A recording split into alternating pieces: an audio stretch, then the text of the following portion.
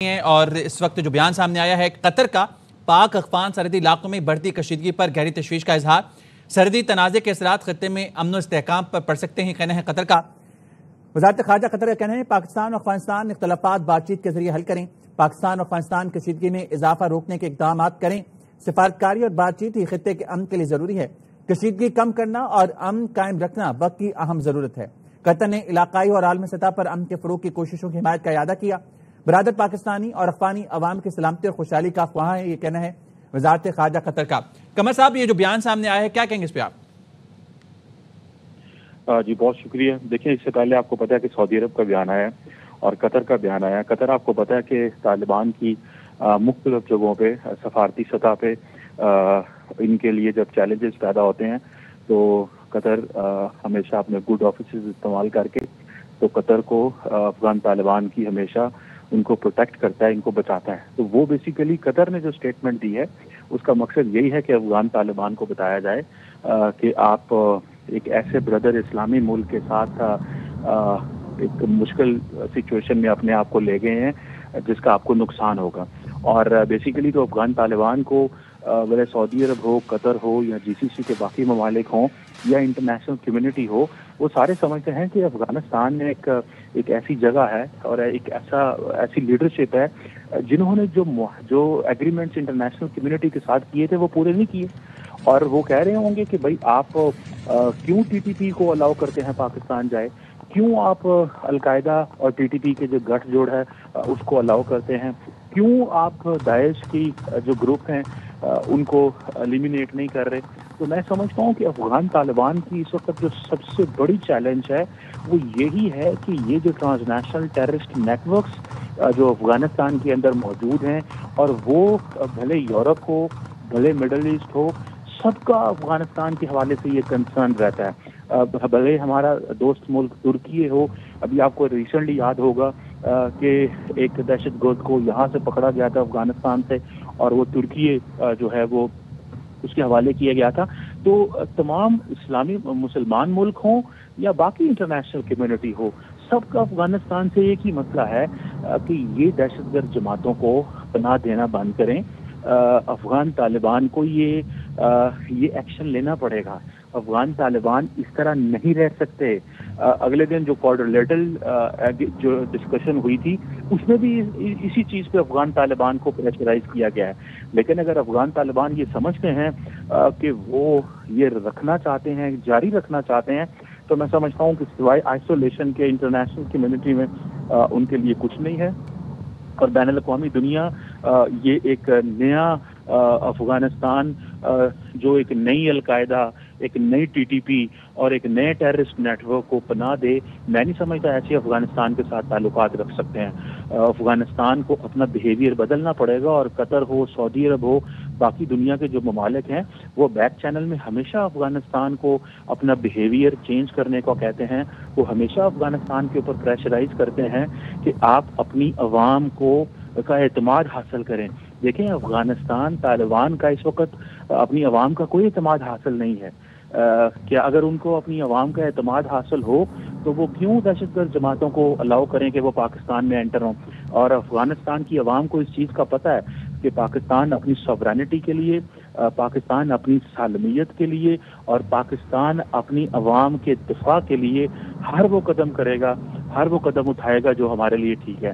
سو یہ international pressure Afghanistan کے اوپر آنا شروع ہو جائے گا، اور ظاہری بات ہے افغانستان کا جو ریفرنس ہے پوری دنیا میں وہ یہی ہے کہ یہ دہشت گرد تھے ماضی میں، ان کو نارمل سٹیٹ بنانے کے لیے یو این کی سینکشنز ان پہ جو ہے وہ ختم کی گئیں، اور ابھی بھی جب انہوں نے ٹریول کرنا پڑتا ہے تو ان کو یو این سینکشنز کا سامنا کرنا پڑتا ہے۔ تو میں سمجھتا ہوں کہ یہ انٹرنیشنل کمیونٹی ان کو الرٹ کر رہی ہے کہ اس طرح کے بیہیویئر نہ کریں اور اپنے ہمسایہ ممالک کے لیے مسئلہ پیدا نہ کریں۔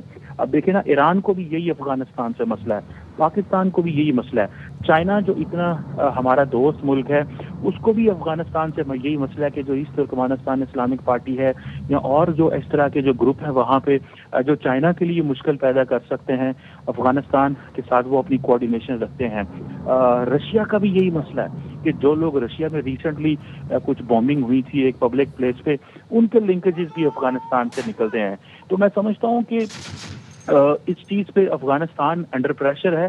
और एक वक्त तो था कि शायद रीजनल प्लेयर्स ये समझते थे कि अमेरिका यहाँ पे है। जब अमेरिका यहाँ पे चला गया तो तमाम ने अफगानिस्तान को इंगेज करने की कोशिश की कि किसी तरीके से वो ये जो दहशत गर्दों की जो आमाजगाहें हैं वो इस्तेमाल ना होने दे बाकी रीजनल ममालिक के लिए। आज अगर अफगानिस्तान ये कमिटमेंट का इजहार करे, अफगानिस्तान आज अगर ये फैसला करे कि ये दहशतगर्द जमातें यहाँ पे नहीं रहेंगी, तो आप इमेजिन करें कि अफगानिस्तान एक इकोनॉमिक कनेक्टिविटी का रूट बन सकता है। ये चीज़ जब अफगानिस्तान के लोग इस चीज़ को महसूस करते हैं कि सिर्फ इस जिद्दी बिहेवियर जो कि मौजूदा अफगानिस्तान के अंदर जो तालिबान लीडरशिप है, उनके इस जिद्दी बिहेवियर की वजह से अफगानिस्तान की एक आइसोलेशन है और वो समझते हैं कि शायद इस वजह से वो अपनी ताकत को रख सकते हैं।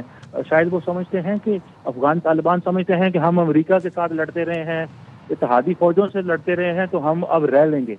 देखिए, अफगानिस्तान तालिबान अपनी अवाम के साथ नहीं लड़ सकते। तालिबान जो अवाम है अफगानिस्तान की, वो कभी बर्दाश्त नहीं करेंगे। वो पहले ही देखें जो ये 20 साल उन्होंने दुनिया में कनेक्टिविटी के देखे, दुनिया अफगानिस्तान में आती थी, अफगानिस्तान के लोग बाहर जाते थे, वो सब कुछ तो बंद हो गया। तो ये मैं चीज़ समझता हूँ कि ये एक आइसोलेशन की तरफ तालिबान अफगानिस्तान को लेके जा रहे हैं और ये आइसोलेशन जो है वो एक इंटरनल अपराइजिंग आइसोलेशन की तरफ लेके जा रहे हैं अफगान को। तो ठीक है, साथ ही रहिएगा। हमारे साथ major general retired Zahid Mahmood साहब भी मौजूद हैं। जाहिद साहब, अभी जो अफगान वज़ीर ख़ारजा भारत में मौजूद हैं और वहाँ पे जो बयानात दे रहे हैं, वो किसकी ज़बान बोल रहे हैं? वो देखिए, अपने लोगों की ज़बान तो अभी चीमा साहब ने बड़ा अच्छे तरीके से एक्सप्लेन किया है कि जो डिस्कनेक्ट है between government and people of Afghanistan. मैं भी इसी चीज़ से बता रहा था कि जो नफरत पाई जाती है अपनी हुकूमत के, अभी तो आवाज़ें दबी हुई हैं। वहाँ पे कोई आज़ादी सहाफ़त नहीं है, कोई आवाज़ नहीं है, कोई सोशल मीडिया पे नहीं है। असल तो जो अवाम के एस्पायरेशन है, जो उनकी सोच है अपनी गवर्नमेंट के बारे में, इंटिमिडेशन कोरिजन में तो खामोश हैं। लेकिन ये आप कब तक इनको दबा के रख सकेंगे? वो आवाज़ें आप वो किस फोरम पे उठाएं? जी, सुनाई नहीं दे रही, लेकिन है बहुत ऊंची और नहीं सुन रही। तो अफगानिस्तान की गवर्नमेंट इन आवाज़ों को नहीं सुन रही। मैंने अभी अनवरी का बताया, जैसे कि उस बच्चे ने जान दी है, जहाज से गिरा है, जिस तरीके से वो रिफ्लेक्ट करता है कि लोगों की सोच क्या है वहाँ पे।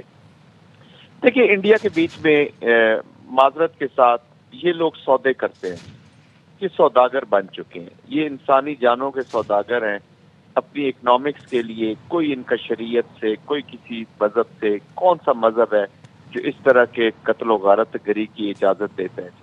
लेकिन मैं अफसोस मुझे थोड़ा सा इस बात पे होता है कि पाकिस्तान ने अपनी जो पॉलिसीज थी जो पास्ट में रही हैं, हमें खुद भी हम विक्टिम हो रहे हैं उन पॉलिसीज का। टू बी वेरी ऑनेस्ट, हमें उनको रिव्यू करना चाहिए। खास तौर पे ये जो अपीजमेंट वाली पॉलिसी बीच में आई, तो इसने बहुत डैमेज किया पाकिस्तान को।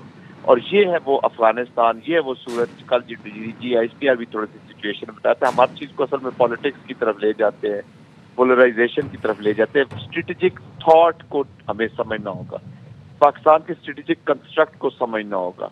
आप अगर रेलेवेंट तब ही रह सकते हैं कि आप जब सिक्योर होंगे, मजबूत होंगे। और इन दिस कॉन्टेक्स्ट मैं तो सिंपल यही कहूँगा जी, पावर विल स्पीक।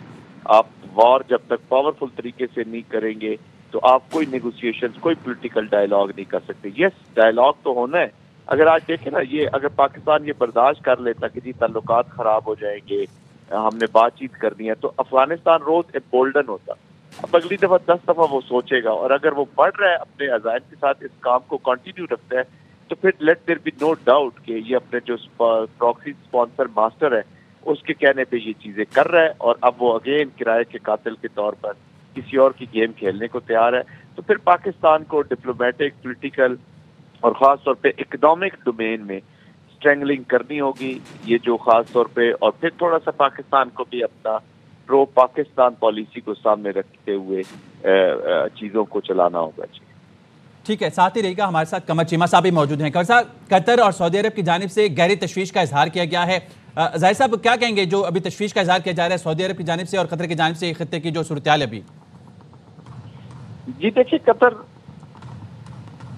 جی قطر دیکھیں، قطر نے ان کو ہوسٹ کیا ہے، قطر نے ان کو فیسیلیٹیٹ کیا ہے، قطر کے اوپر بڑی مورل پریشرز آ رہے ہیں کہ ہم نے آپ کو وہ دیکھیں ان کا بھی امیج ٹارنش ہو رہا ہے. پھر پاکستان کے ساتھ ان کے بہت اچھے تعلقات ہیں. سعودی عرب تو ہمارا اسٹریٹجک پارٹنر ہے، کیونکہ ابھی اگر پاکستان پہ انہوں نے حملہ کیا ہے تو یہ سعودی عربیہ کے اوپر بھی حملہ ہے. یہ یاد رکھیے گا، یہ افغانستان کے لوگوں کو بھی یہ یاد رکھنا چاہیے اور بھارت کو بھی یہ یاد رکھنا چاہیے.